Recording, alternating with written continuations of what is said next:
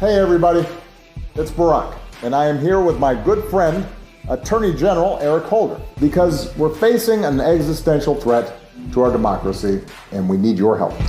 Right now, in states across the country, like Texas and Florida, these extreme conservative politicians are announcing and acting on plans to slice and dice House districts with the goal of preserving their own power while diluting the voting power of communities of color. They're doing the same thing in Ohio, trying to give one-party control over almost 90% of congressional seats. Rather than facing their voters at the polls next year, they're trying to silence them instead. In a rare and pointed critique, former President Barack Obama has publicly rebuked President Donald Trump again, this time taking aim at Trump's policies that Obama believes undermines democratic norms and institutions. This marks the third time in consecutive weeks the former president has decided to speak out against the man that succeeded him as president. First, during a recent event at Hamilton College, Obama addressed what he described as, quote, unimaginable actions by the Trump administration. He discussed the Trump administration's threats against universities and law firms that he believes is contrary to the basic principles of American democracy. Imagine if I had done any of this. Let me I just want to be clear about this. Imagine that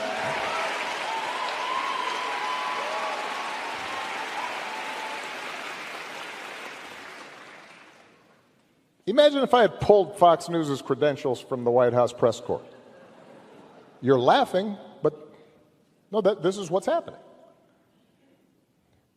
Imagine if I'd said to law firms that were representing parties that were upset with policies my administration had initiated, that you will not be allowed into government buildings.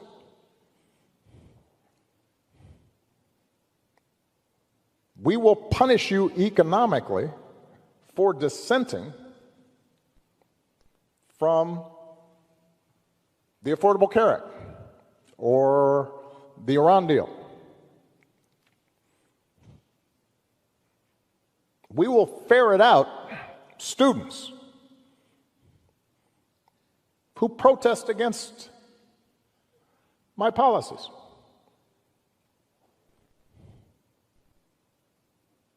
It's unimaginable that the same parties that are silent now would have tolerated behavior like that from me or a whole bunch of my predecessors. So, and I say this not on a partisan basis. This has to do with something more precious, which is, who are we as a country, and what values do we stand for? Before turning his attention to Republican efforts to gerrymander and why he supports Gavin Newsom's response. And he put out this video alongside Eric Holder in a video posted to X. Hey everybody, it's Barack, and I am here with my good friend, Attorney General Eric Holder, because we're facing an existential threat to our democracy, and we need your help. Right now, in states across the country, like Texas and Florida, these extreme conservative politicians are announcing and acting on plans to slice and dice House districts with the goal of preserving their own power while diluting the voting power of communities of color. They're doing the same thing in Ohio, trying to give one-party control over almost 90% of congressional seats. Rather than facing their voters at the polls next year, they're trying to silence them instead.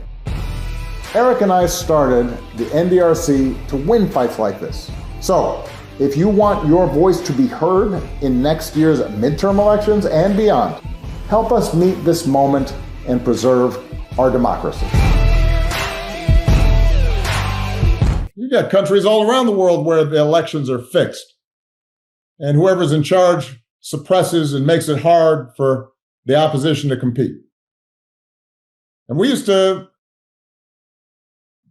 be a shining example to those countries. And people would aspire to the kind of true democracy that America has. And we need to get back to that, because that's not just a Democratic or a Republican idea, that's an American idea.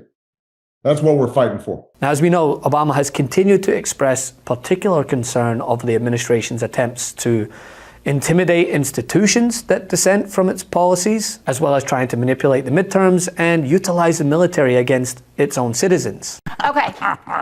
Let's say a Democratic president had absolutely no respect for Congress, a co-equal branch, appropriating funds, right to determine tariff policy. You'd be saying, what is this? This isn't what the Constitution wanted. Let's say that a Democrat was deploying the yes, you would. No, I wouldn't. Then you're a bad constitutionalist. Oh, Let's say that a Democrat was deploying the National Guard to cities controlled by Republicans. Let's say that a Democratic president was shaking down private businesses and saying, give me 10% of intel and maybe I'll make things more favorable That's for not shaking you. down. Yes, it is.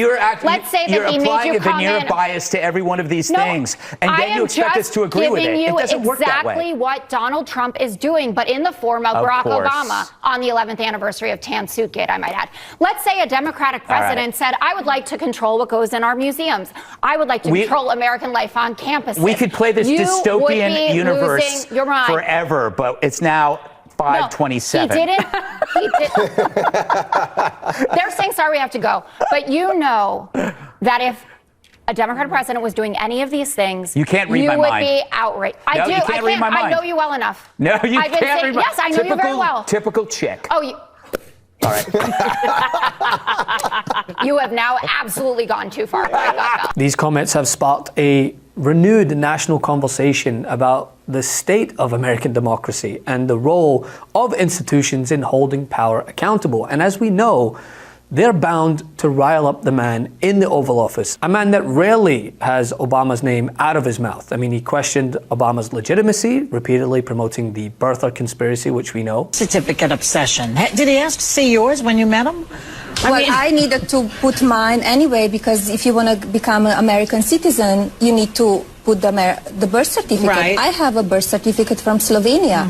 And do you want to see President Obama birth certificate or not? I've seen it. It's not the birth certificate. Well, it's a certificate of live birth, right, which they give. But Melania, if he insists on what he's saying, then no one in Hawaii can ever run for president, because they all get the same live birth certificate. Well, but they need to have... Midler is finished, for example. They need to have, and in one way, it will be very easy if President Obama just show it, and because it's not only Donald who wants to see it, it's American people. Criticized Obama's foreign policy and economic record in personal, often exaggerated terms, despite then taking credit for said economic record, which Obama, as we know, called him out for. And the reason some people think, wow, I don't know, I remember that economy when he first came in being pretty good. Yeah, it was pretty good, because it was my economy.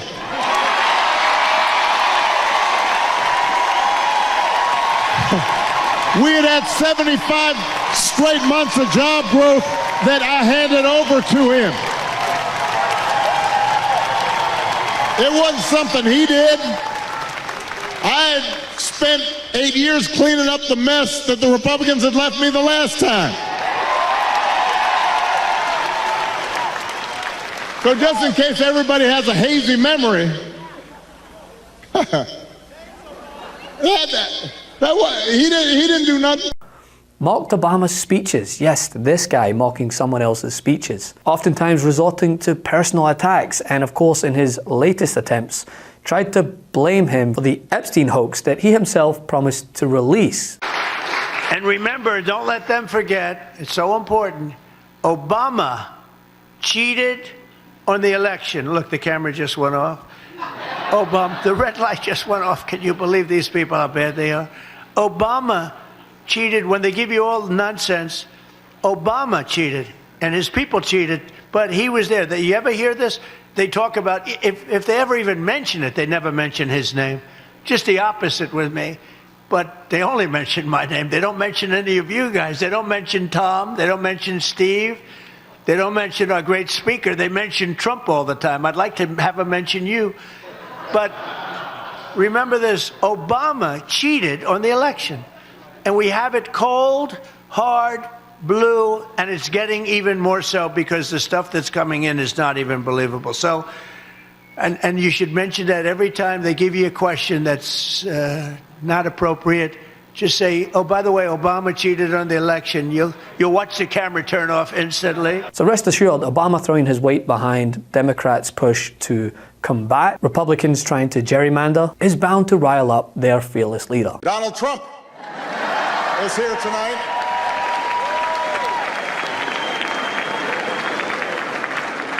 Now, I know that he's taken some flack lately, but no one is happier, no one is prouder to put this birth certificate matter to rest than the Donald.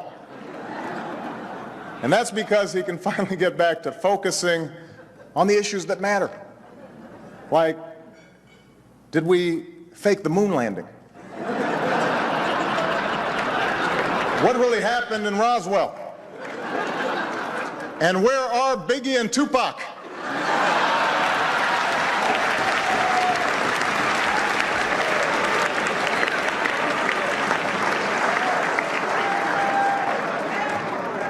All kidding aside, obviously we all know about your credentials and breadth of experience.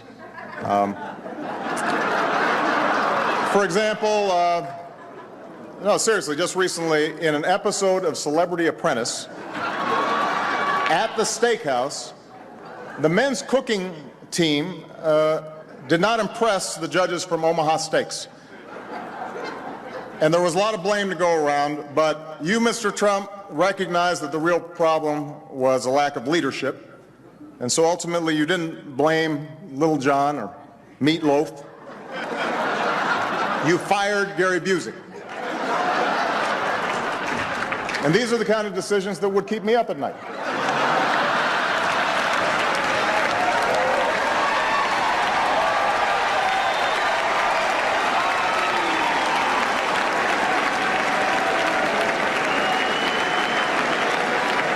Well handled, sir.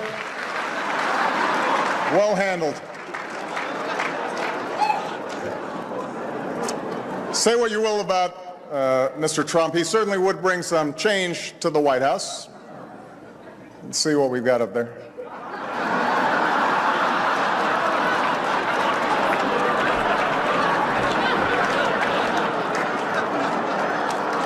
Thanks for watching. Be sure to add the MeidasTouch podcast on Apple Podcasts, Spotify, or wherever you get your podcasts for new updates every single day.